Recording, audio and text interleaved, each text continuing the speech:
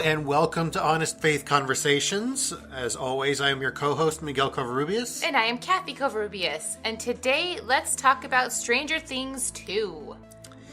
Well, as always, spoilers if you have not yet watched all of Stranger Things 2. I know that we got to it a little bit late. It was probably the week after it released, so avoiding spoilers was a little difficult for us. Yes.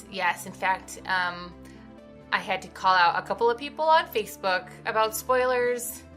So... Yes, one who is not on Facebook for the rest of the month of November, so... Because he's being responsible and writing his book. Yes. So, if you have not yet watched the second season of Stranger Things, go and do so, and then come back and listen to us. Yeah. So we'll be doing our brief review and summary here. I'll begin with my summary. We have come back to the little town in Indiana, where it's pretty much almost a year after the events of the first season. The kids are all kind of trying to move on with their lives from season 1. And then some weird things start happening to Will, and then... Yes, things kind of go badly from there. The lab kind of gets worse. Okay. My summary is Stranger Things 2 is a story about preteens learning how to grow up. And shenanigans are in between everything, and people's lives are in danger. But they all live at the end. Not Bob. Shh. I meant the main cast. Bob's part of the main cast. No, well... It's Samwise. Doesn't count. He's not... Samwise Gamgee. He was a star... Or a... what are they called? Special guest. Special guest. Mm-hmm. Special guest Samwise. Also Rudy. Let's see. What other roles was he? Mikey in Goonies. No, he wasn't in... no, he hasn't been in Marvel. No, I don't think he has, no. But I would not consider him to be a main cast member. I would say he was a supporting cast member. Well, Paul Reiser was in it as well. And so I kept thinking about Mad About You throughout the entire thing. So... callback to early 90s sitcoms that nobody really talks about or remembers anymore. So I know. I remember watching Mad About You. Well, it had Lisa Kudrow in it, and she was also a waitress. And so in Friends, she was her twin sister. Yeah. Yep. So my review is... I thought it went really well. The callbacks are great. It did start a little slow for me, but I really kind of see it more as a long form movie rather than a season 2 per se. Is it really I don't think the episodes could be self-contained all that well. They can. I mean, it is very serialized, but it can be more of a long form movie if you were to take out the credits and the intro for every episode and just kind of mush them all together. Then it's it's a movie. It's a movie. Yep. I wasn't as I don't know. After the last episode of this season, I didn't have the same excited energy that I had with the first season. However, I mean, this is what happens during second seasons. People don't get that same feeling. They're expecting that same excitement and that same feeling at the end of the series, end of the season, but it's not the same. And I mean, I do recognize that it was good. I mean, they're definitely a lot better than some of the other second seasons of other TV shows that we have watched. But I just didn't get that same joyous feeling as the first season. Well, it was a lot better than Walking Dead season 2. everything's a lot better than Walking Dead season 2. I know. Even Walking Dead season, which one was it? 4. That was the bad one. So I think, I did enjoy it. And I did enjoy a lot of the callbacks. Mm-hmm. That was fun. Like the scenes in the lab were very, very kind of stressful. And they were kind of almost like the first time that I watched Terminator. That feeling when Arnold Schwarzenegger's at the police station, he goes, "I'll be back," which he wasn't really supposed to say. And then drives the car into it and then goes through the police station killing everybody. It was kind of that kind of tense for me, where it was like actually kind of that feeling again. Yeah. Or actually afraid for them. Yeah. Because they can kill characters off and Well, and I agree with you. And there was a couple of times when I was like, there's no way they're getting out. Like, how are they getting out? There's like... Yeah, especially after, they put the sedatives in Will and everything else. It was kind of like a free-for-all at that point. So Yeah. They were not fully formed demogorgons yet, just the demodogs. Yep. So the demodogs. It really took me a while to kind of really figure out a unifying theme for the entire show. And I know that you were making fun of me last week for trying to figure out something that was more unifying for the entire thing. But it was also with your help that I kind of found it was that, we were kind of playing around with finding a place to call home. What do we call family? What do we call, kind of that thing where it did have some of those elements to it where... Yeah, like with 11 trying to find her mom. Yeah, well, where Guardians of the Galaxy was kind of... Guardians of the Galaxy 2 was where we've already talked about that. Yeah.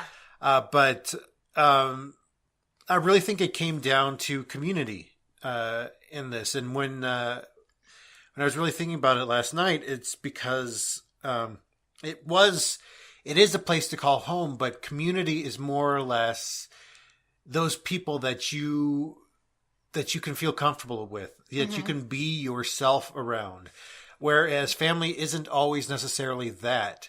And I know we touched a little bit about this in our episode about Guardians of the Galaxy Volume 2. Yeah. But I think here it really takes it to the next level where all of these kids, all of these people are not relatives except for Nancy and Mike, but they're not really friends per se. They're not really in the same circles. Well, and during this season and last season, they both kind of like were on their own paths. Like they were kind of on their own. So they were on their own, and they really did kind of their own things. And they did come together for the end couple of episodes where they were on the same kind of community, but they're really still in their own circles, really doing their own thing with her and Steve. And are you talking about the first season? No, I'm talking about this season, but with her and Steve and Jonathan, where they're kind of on their own path with the new kid with Bobby. With is it Bobby? It's Billy. One of those names, B names, where he's more of the bully than Steve was. Yeah. And see, that's what the problem is with bullies. If you're really an instigator bully, then you're going to be written out of season 2. Like Steve's friends, they suddenly disappeared. Yep. Steve's friends are nowhere to be seen. So it must have happened after he was beat up by Jonathan in season 1. Well, they probably got sick of it because you know how, I don't know about you, but like if everybody else in your group has like, always been together and then all of a sudden you bring some other person into the group. Yeah. And then you're like, who is this chick?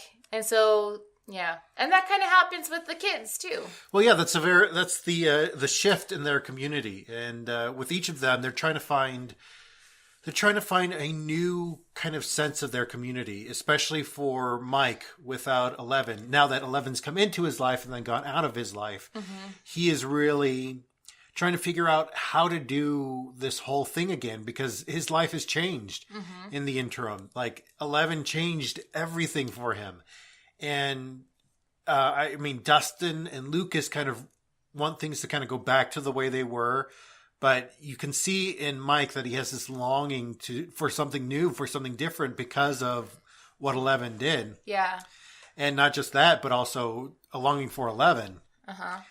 And you also have Will, who obviously went through a very traumatic event, and him trying to deal with these visions now and trying to be normal for his family, but his family is also not exactly normal. And Joyce looking for normalcy with Bob and with her new family dynamics, with trying to keep Will safe now, even though, you know, things have kind of calmed down. You know, there's... Yeah, but it's really hard when something like that, so traumatic, happens in your family. I mean, it's really hard to step away and not be the helicopter parent at that point in time. Oh, exactly. And I think this is something that's going on with a modern church as well. And I think this is... We've talked about this several times. Divides in the Christian church are being exaggerated now. They're being brought out into the light. And a lot of people are actually seeing that, and it's shifting the paradigms within the church. And we'll get onto that here in a little bit, but I think that the communities of church are seeing the same paradigm shift that the characters see at the beginning of the show. That it's about that kind of community that is broken and trying to put together the pieces in a way that makes sense into their own kind of mosaic. I noticed that their roles kind of shift throughout the entire thing. With Nancy, she's learning how to be an adult. Yeah. She's learning how to be somebody different, and you can see that strength build in her, and to be more independent, where she's no longer just Steve's girlfriend or Barb's friend, that she's her own person. And she was starting to do that a little bit in season 1. In season 2, I think she really comes into her own. Like realizing, like, hey, I got to figure out who I am by myself. Exactly. And standing up to Steve finally at the party, and was like, no, I'm not going to do this. I'm not just going to be playing happy. That, you know, you want this, but it's not going to happen, you know? And I think that the next episode, she was a little bit more honest with him and honest with herself, in that she really didn't love Steve.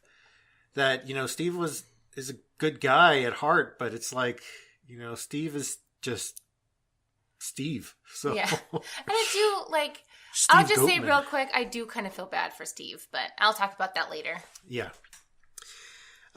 It's... You know, with the kids, it's a lot of letting go of who they were. 11 is really going through the entire season, is trying to figure out who she is outside of that. It's trying to find, it's why she goes to find her mom. She wants to find out who she is. You know, family kind of brings that to light, is a little bit of who you are, is at least where your history, what you came from, where you're going is kind of important to all of us. And that's, you know, looking at where we've come from is important to see where we're going. And then finding Kali and, you know, remembering the things that happened with 8 and with the people there at the lab, even though 11 really doesn't stay with them, that 11 realizes what her role was. Her role was not to be protected, but to be the protector. Well, and I think too that her and Kali have the same goal. Like they want to see justice for the inhumane acts that were done against them. However, well, I guess we should call her Jane now that we know her actual name. She realizes that she doesn't like the way that Kali's doing it. She doesn't want to kill. Like, that's not her. She's killed in the past, but she doesn't like it. She doesn't want to unless she has to. Oh, by the way, just in case, if you're going through any of the internet things you missed in Stranger Things 2, one of the call-outs that I have not yet seen anybody catch on to is that Kali was the name of the god. It's a Hindu god that the cult in the the Indiana Jones movie. Why am I blanking on it? Is the one where they're in India, obviously, and with Short Round and the blonde lady. And you're looking at the wrong person. I've only ever seen. It's not Lost Ark. Temple of Doom. Thank you. It's in Temple of Doom. That's what the cult, they worship Kali, and that's one of the names for Kali that he chants before sticking his hand into people's chests and pulling out their hearts is Kali Ma, Kali Ma. But anyway, that's another throwback to Temple of Doom, which there was another one when Nancy sticks Will with the hot poker. And so anyway, there is a call out for you that I have not yet seen. With the hot poker. No, it was Nancy that sticks Will with the hot poker. Okay. It is. Because Mike is with the other group that is going to go set fire to the main chamber for the where all the demo dogs kind of catch up with them. And, okay. Yeah. So he's with Max. A lot of it is letting go of what your former role in the community was, especially after this paradigm shift with characters and with you in your own life, is letting go of who you were, but also realizing who that was to help you moving forward. And I think each of these characters kind of goes through that to rebuild their community. And you see this kind of the way that they do in the last episode is how they reform their community. Is how they kind of apologize to each other. It's finally just letting go of what it was that they were expecting. That each of them were looking for something, that they had expectations of what that community was supposed to be. But the reality, facing them was a lot different. Mm-hmm. And I think that the Duffer Brothers did a great job of kind of writing the way that a community actually does build and evolve over the course of time into the show. That it does take some things showing that you're going to be useful to the group, showing that you're going to contribute to the rest of the group, that you're being included. Like Max had to do that to be included. That's a lot of other people that have to do that to find that inclusion. Yeah, and we'll talk about that because I'm going to be talking about that. Is it my turn now? Yes, that was your transition. Oh, okay. Well, I want to talk more about like the actual like community of outcasts, because as you probably know, I mean, these kids aren't the most popular kids to be around. I mean, no one's like actively trying to like join their group. In fact, they are like stalking this girl to get her to join their group. Well, only because they're impressed by her dig dug skills. Yes, and her skateboarding skills. She has some sweet skateboarding skills too. Can't knock that out. And she's just a mystery. I mean, I don't know when you were younger, but anytime I had a new kid come into school, like everybody's like, "Ooh, who are they? What are their backstory? Are they going to join my group? I want to be their friend." Not so much, only because I went to a Christian school and we didn't get a whole lot of new kids at the Christian school. So we got new kids at least 2 to 3 times a year. I was the new kid halfway through high school, so that's when I went off to public school. I think older grades are a little bit harder to deal with because, I mean, you're not as noticeable as being the new kid. Mm-hmm. Well, depending on how large your school is. I know in my high school, it was harder to notice if a new kid was around or not. But definitely in elementary school, you definitely knew. Anyway, so as we said, like these guys they are the group of losers. Like people consider them to be like the losers. But because of that, they really, really heavily rely on each other. And this happens a lot in real life too. Like a group will come together thinking that they're the outcasts, thinking that they're the losers. And through that commonality, they then become a larger cohesive community themselves. Yeah. And I know that's really hard to do or hard to find for a lot of us, because when you realize that you are the outsider, you don't know where the other outsiders are. And so you're kind of like wandering around aimlessly trying to find your own community, which is really hard, especially as an adult, because we don't have things like, recess anymore, to like mill about and like kind of like, try different groups out. That's why sometimes I envy the smokers at work, is because there is kind of like that one smoke shed where everybody goes on their smoke break. And so there's a lot of them. And so they talk and they become friends because they have that commonality of smoking. Yeah, so, but don't smoke because cancer. Yeah, exactly. Which is why I'm like, I sort of envy them, but not really, because I might live longer. So I almost think that groups of outcasts are better because they were alone for a while. They were like wandering aimlessly, wondering where they belonged. But then once they actually come together and become a community, they then know that they are not alone. Yep. And the fact that they were alone kind of is a really, really strong glue point, because they don't want to then become alone again. Well, I think that, Mike and Will kind of noticed that in the Halloween episode where they were trick-or-treating, was that they kind of fell back where Dustin and Lucas were trying to catch the attention of Max.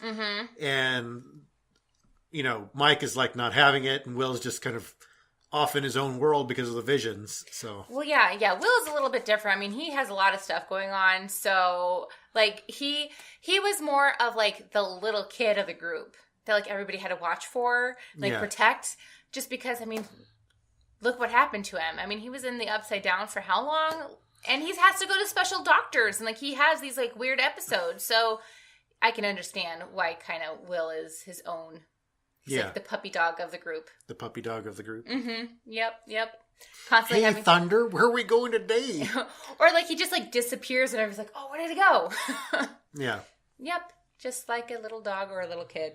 But one of the funny things about communities of outcasts is a lot of times they end up becoming what they didn't like to begin with. For example, I mean, two of the people, Dustin and Lucas, are trying to bring this newcomer in. Yeah. And here's Mike going, no. We already had a lady in our group. We don't need another one. And then Max keeps on bringing a point no, I can't remember what she kept on calling herself. I'm not a replacement. I'm a Zoomer. Yeah, she's like, I'm the Zoomer. And Mike's just no, we don't need you. And she's like, no, I'm a Zoomer. Yeah, everybody else has their own spots in the group, but I'm something new. I'm making myself somebody else. I am not here to replace 11. I'm here to just add to the group. And I don't think it took a while for Mike to really understand that. Yeah, and I think that was that key moment in the last two episodes there. Was it the last episode where I can't remember. We watched What's his face shows up? What's his face? Her brother, her stepbrother. Billy, yeah. Oh, yeah. Yep. Man, Steve gets the crap beat out of him every single season. I know. Poor guy. And, gosh, can I just talk just a little bit about Steve, too? So, it really bothered me, Dustin's comment, when Dustin, when it's Lucas and, is it Lucas and... No, I think it's just Lucas and Mike. I'm trying to think of who he comes up with. But anyway, so Dustin is off doing stuff with Steve. And so when they get back with the group, they're like, Steve? Why did you... Steve? Out of everybody, Steve? And yeah, it was Lucas and Max. Yeah. Because that was the junkyard, yeah. And he was just well, yeah, he's the only one I could find. Kind of I didn't choose this guy. He just happened to be the only one around. Really? That kind of But, and then, he turns out to be, well, as he puts it with Nancy, I turned out to be a pretty good babysitter. So. Well, and I think, too, I don't know if maybe they forgot what Steve did in season 1. I mean, he didn't do, a whole lot, but at least he tried to pull his weight, once he realized what was going on. And I think that maybe they just forgot about it. He's not as bad as people think that he is. No, I think he and Dustin bonded while they were doing their baiting the tracks. Oh, yeah. Well, and I think, too, that Dustin kind of realized that, well, yeah, Steve might not be the brightest crayon in the box, but he has other stuff he can teach me that might be of help. By the way, what butcher is going to sell you buckets full of meat? I don't know. That's just weird. Why is there a butcher that's going to get you chum buckets of meat? Or maybe I don't know. Did you say that you're going to go shark fishing in the Great Lakes? I don't know. Well, I don't know. Maybe the butcher just had they're scraps? Yeah. They might be scraps. Yeah, but he was just like, well, I'm just going to toss these away anyway, so here you go, kids. Did Steve go into the butcher shop and be like, hey, I want a couple of buckets of meat? I bet you this is what happened. They probably went into a back alley of a butcher shop, and that's where they got it from. That makes more sense. Mm-hmm. Yeah. Because you don't just go into a butcher shop and say, hey, I just need a bucket full of scraps. There's a question for the Duffer Brothers. Where did they get the meat? Where'd they get the meat? I don't know. Questions that nobody really should be asking, but all of a sudden are coming to my mind. Yeah. So. Well, I think one of the reasons why I feel for Steve is because I feel like I've been in his position before, whereas I will be a part of a group, but still kind of an outsider of the group, but they will still invite me in just for a little bit. Mm-hmm. And then I feel like I prove myself to be useful, but then, time goes on, they forget about me. I am back to being a loner again. And then when they need me again to be useful for my skills, they find me again, and then they want me back into the group. Well, I don't think that's so much the case sometimes as much as we kind of make it out to be in our own minds as human beings. Oh, yeah. No, I'm saying that's how I feel, not necessarily this is what's really happening. Yeah. Yeah. And so maybe that's why I feel for Steve, is because I've been in his position where he's just what? Why am I the loser in this scenario? You guys, I'm clearly going to be helping you guys out. I'm clearly useful. I'm useful. And yet you're treating me like I'm just some, dummy who decided to tag along.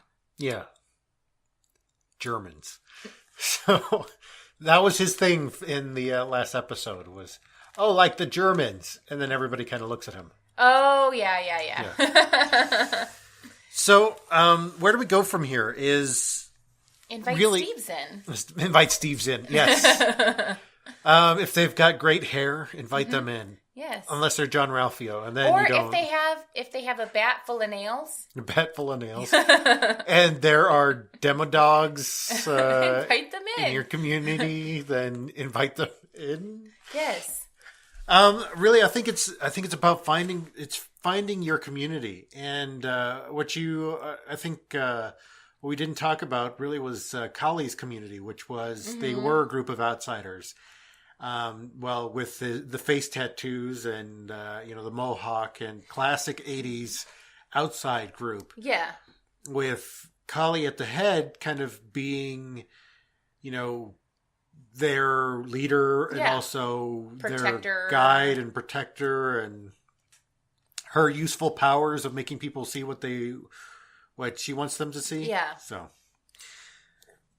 I really think that those communities, it's a matter of finding those communities, as you said. And I think that especially now with, as I said earlier, with the church facing what it is with the paradigm shift, is finding those communities is much harder now, especially if you are still a Jesus follower, especially if you still want to worship the God of Christianity, knowing that you can't go back to that community because they think that you're a heathen or an apostate or the Antichrist or any other names that I've been called recently. Demon.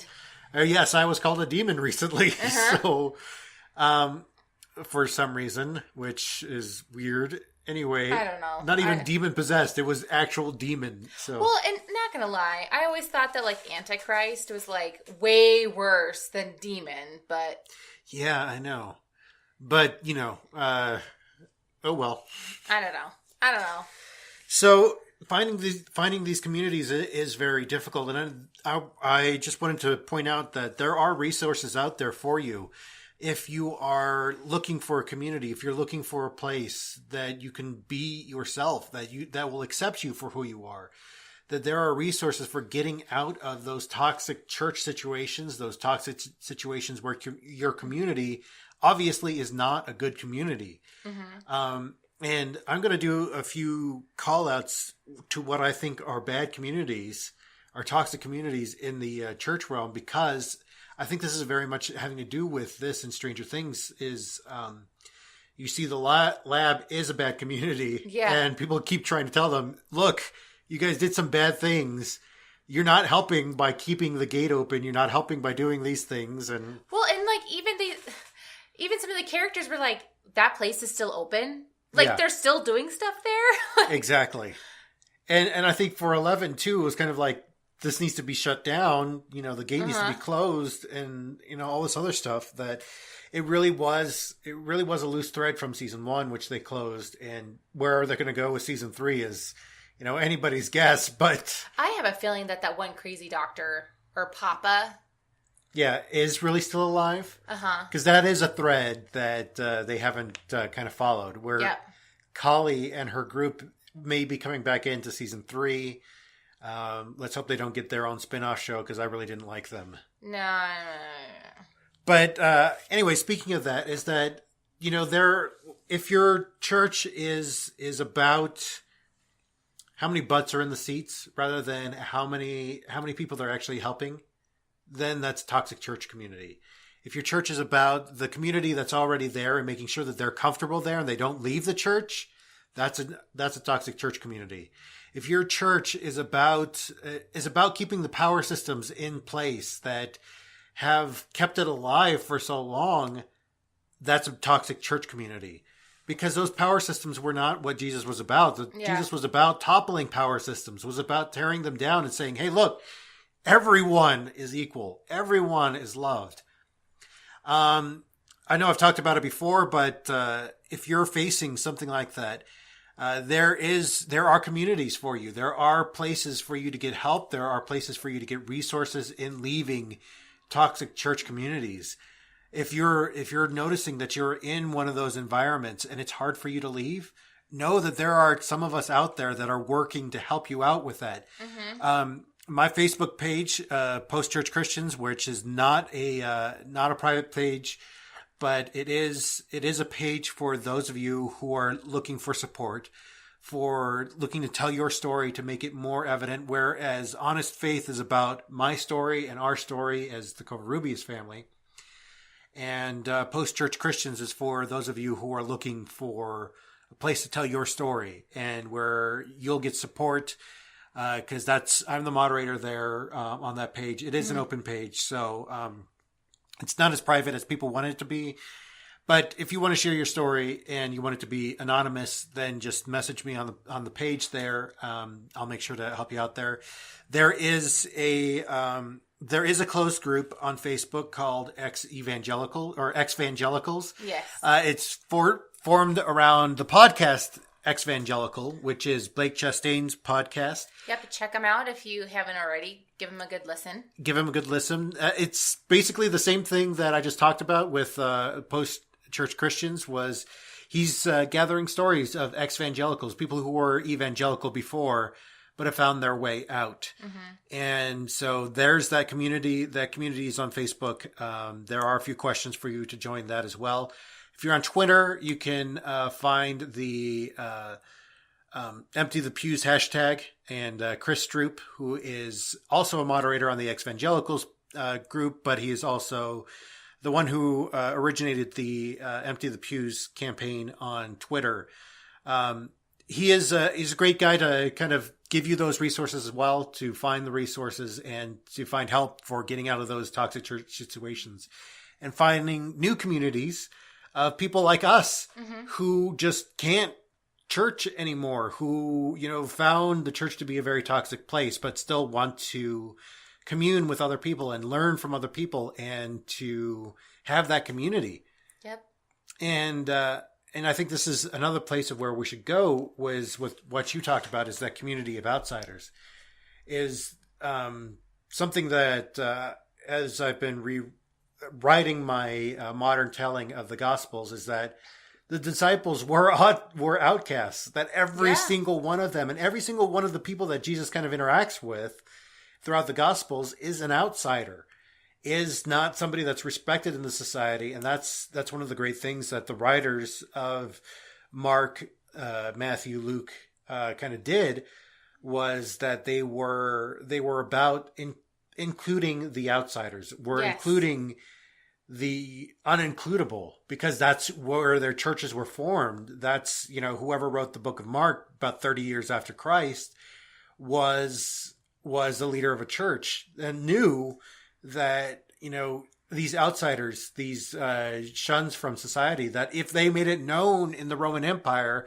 that they were Christian, they were going to face persecution. They were going to face even death for following this Jesus guy. And most of them were Jews and Gentiles. And Matthew was written primarily to the Jews, and Luke was primarily to the Gentiles. And this was the thing that each of those Gospels kind of did, was to kind of talk about those outsider things. Whereas now we've kind of gone back into the Pharisaical laws, and you have to be perfect before you come into our church community. And that's another thing that makes it toxic. Yeah. And so it's like everybody has bowed down to the Cthulhu-like mind flayer.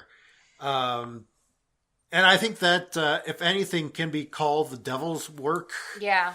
Even though I don't really believe in an actual devil anymore, is I think. Wait, no, aren't you the devil? No, it's just a demon. Apparently. Oh yeah, I forgot. That if you can call anything the devil's work, is that he has twisted the church into what they were running from to begin with. Especially with so many people who pat themselves on the back for being, holier than thou Christians. Like, oh, look, I follow the Bible word for word. No, you don't. The Bible contradicts itself all the time. Exactly. You clearly do not follow the Bible word for word. I only use the King James Version. The King James Version is probably the worst version out there because it was changed so much by the people that King James commissioned to translate from Latin into English. Yep. Not only the fact that they changed the names of some of the Bible characters just to suit James. Yeah. They also kind of pushed other books into obscurity and changed some of the things that people said. And so what's funny is that it's still that way in English because, people use that in their translation of the ancient texts into modern English. Uh-huh. So, I mean, granted, it did start that, but it's also the worst translation you can probably now read. Yeah. I recommend the NRSV if you're going to be doing any study at all.